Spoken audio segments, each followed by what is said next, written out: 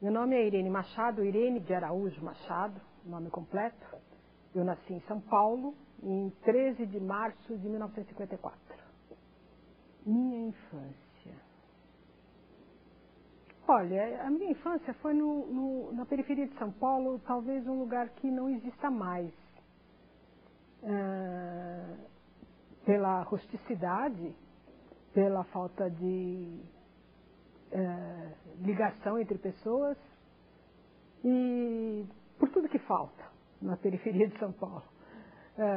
E eu estudei em escola pública a minha vida inteira, do primário ao doutorado. Então, sempre tive muito interesse por livros, por leitura, por literatura. Isso realmente marcou a minha infância. E pela escola, de uma forma geral, porque a escola era uma ponte, né? Era aquilo que completava a falta, né? É o lugar do contato com os amigos, é lugar de paqueras, é lugar de festas, lugar de música, né? E dos primeiros contatos com ideias, com manifestações políticas. Então é mais ou menos isso que eu posso dizer. Na semana que eu entrei, no mês de março de 72, foi um mês bastante marcado pela movimentação em defesa dos presos políticos e também pela morte do Alexandre Vanucchi, aqui, que era presidente do DCE. Quer dizer, naquela época o DCE era fechado. Então foi um ano de um estopim, vamos dizer assim, das movimentações, pelo menos aqui dentro do campus para mim. E então começaram as manifestações disso em 72 e, evidentemente, eu lembro que os atos, as ações, as intervenções foram só num crescendo. E hoje eu vejo os alunos assim tão festivos, né, tão alegres. Na minha época não havia muito essa alegria, esse entusiasmo, né, essas brincadeiras. Mas, ao mesmo tempo, eu penso que havia uma integração entre todos os alunos de todas as unidades. E eu, por exemplo, eu transitei por muitas escolas, né? Eu estudava na Faculdade de Filosofia, no curso de Letras, mas eu tinha amigos na Física, na Poli, na FEA, né? Na Biologia. Então, todos os alunos que estudavam aqui no curso noturno, dentro da USP, a gente acaba se encontrando, seja nas manifestações, seja no restaurante, enfim. Eu acho que juntava muito as pessoas. E literatura, para mim, era uma base, simplesmente, para pensar toda a linguagem, né, em todas as suas formas de em todas as suas formas de manifestação. Evidentemente, o meu caminho foi abrindo para os estudos dos signos, né? Mas eu nunca me lembro de ter abandonado essa preocupação com a linguagem, né? Então, eu acho que até hoje, como professora da área de comunicação, como teórica, não vou dizer militante, mas eu penso como uma pessoa que procura intervir dentro do campo da comunicação, eu acho que eu sempre procuro levantar, né, a bandeira da necessidade dos estudos da linguagem. Então, eu acho que esse é o meu caminho.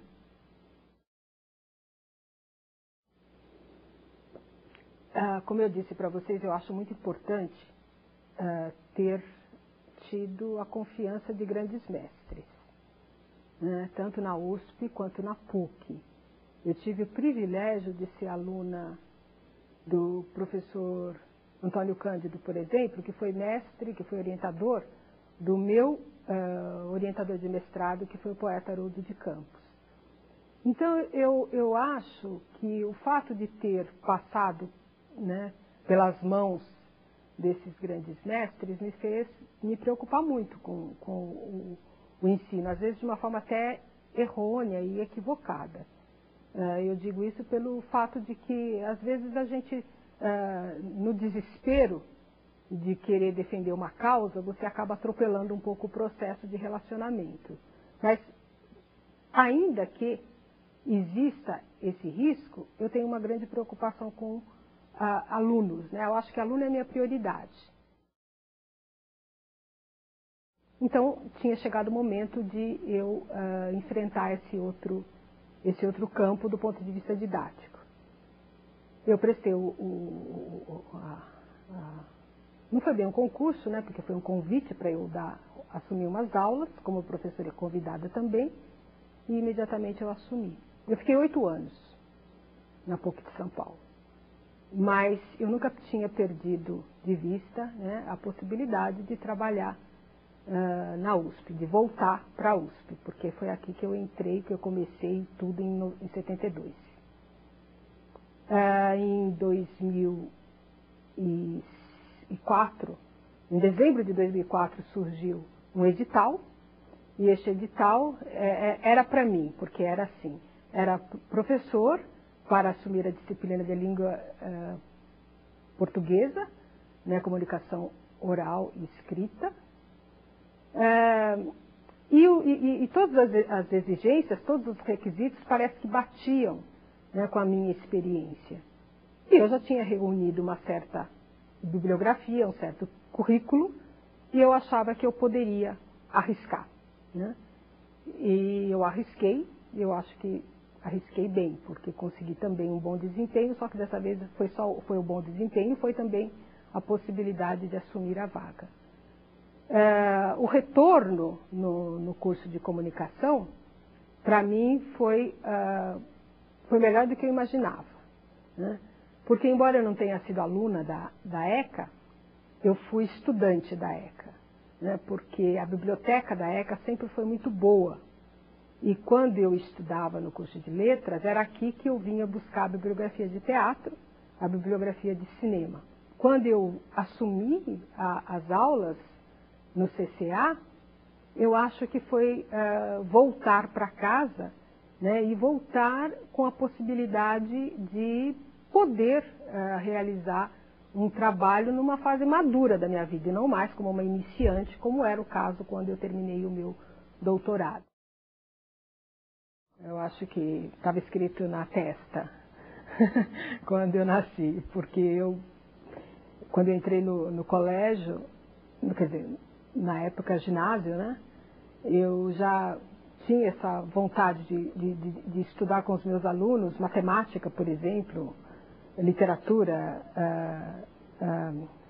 línguas, só que eu sempre dava aula, e o meu negócio era dar aula, então eu sempre gostei de dar aula. Então eu acho que para mim foi um processo natural de formação. Eu fui me tornando professora, acho que ainda estou me tornando, né? Enquanto eu estiver viva, acho que ainda estou me tornando professora à medida que eu vou vivendo. A sensação da primeira aula, primeiro que eu achei os alunos muito jovens. Eu fiquei 8 anos afastada, né, da graduação, e eu tinha saído, quando eu fui dar aula na PUC e ficar só na pós-graduação, eu tinha deixado os alunos, né, de segundo grau, né, do curso técnico, mas não importa, eram alunos jovens, né, do ciclo ainda da adolescência, com afeição. Quando eu voltei, em 2005, que eu entrei na sala de aula de graduação novamente, eu achei os alunos muito parecidos com aqueles alunos de colegial. Não do ponto de vista, não estou falando de mentalidade, de formação, não estou falando do rosto mesmo, né, das feições. Eu sentia que eu estava falando com uma geração bem mais jovem e, ao mesmo tempo, uma geração bem mais jovem e bem diferente da minha geração de graduação. É um pouco contraditória a sensação de trabalhar nesse momento, mas, ao mesmo tempo, foi uma sensação bastante curiosa do ponto de vista de preocupação dos alunos. Também eram os alunos que têm uma outra preocupação da minha geração. Minha geração, eu acho que foi muito marcada pela vida política. Os interesses políticos, os interesses pelas questões daquele momento, daquela época no Brasil e no mundo. E eu via os alunos preocupados, não, com a formação e, sobretudo, com o trabalho, né? Esse universo do trabalho, da vida profissional mesmo. Isso para mim foi uma novidade, né? parecia naquele momento que havia uma cisão, né, que eu não estava entendendo muito bem. Mas eu percebi, por sorte, né, que essas duas vertentes, elas são perfeitamente conciliáveis. Os alunos da ECA são muitos, né? São variados, como todas as pessoas, mas também eu penso que nós não... É difícil falar em perfil, né? Porque senão eu vou criar alguns estereótipos e eu não gosto muito disso. Aliás, eu vivo fugindo dos estereótipos, né? Eu acho que é uma escola que deve ser valorizada por essa diversidade de interesses que existem aqui dentro. Olha, eu acho que ninguém gosta da exigência, né? Eu sou exigente. Sim, concordo. Agora, é um dilema também ser exigente, porque o meu objeto de pesquisa é o objeto da exigência, né? Eu percebo que na minha longa vida profissional, eu percebo que se eu tivesse optado ou me conduzido, acho que porque aí não é nenhuma questão de opção, mas eu penso que talvez se eu tivesse me conduzido para tudo é permitido, eu não sei se eu teria conseguido alguns resultados que eu consegui. Eu percebo que, porque eu exijo, eu falo, não é isso, o ensaio não é isso, o ensaio é isso, e defino e trabalhamos. O aluno ele se sente desafiado a buscar o que ele não conhece. Mas eu estou ali segurando para falar, olha, não é por aqui. Está lá longe. E ele vai. Então, acho que ainda é muito cedo, né? Eu não tenho a possibilidade de ver o aluno mais maduro lá na frente. Eu o pego no segundo ano, né? Mas eu percebo que porque eu seguro com a minha exigência, ele vai e faz. Né? Porque se eu tivesse esmorecido, ou se eu esmorecer, né, eu acho que eu facilitaria. E essa palavra eu acho que não cabe aqui, nesse contexto de Universidade de São Paulo. Eu acho que a gente tem que entender isso também. Eu prefiro ainda me proteger com a rigidez a promover o equívoco. Isso eu jamais assinaria embaixo. Né? Deixar o aluno ou deixar o meu estudante, né, promover equívocos, sabendo que é um equívoco. Eu acho que eu não posso correr esse risco a essa altura do campeonato da minha vida. Eu acho que é sempre uma boa forma de amarrar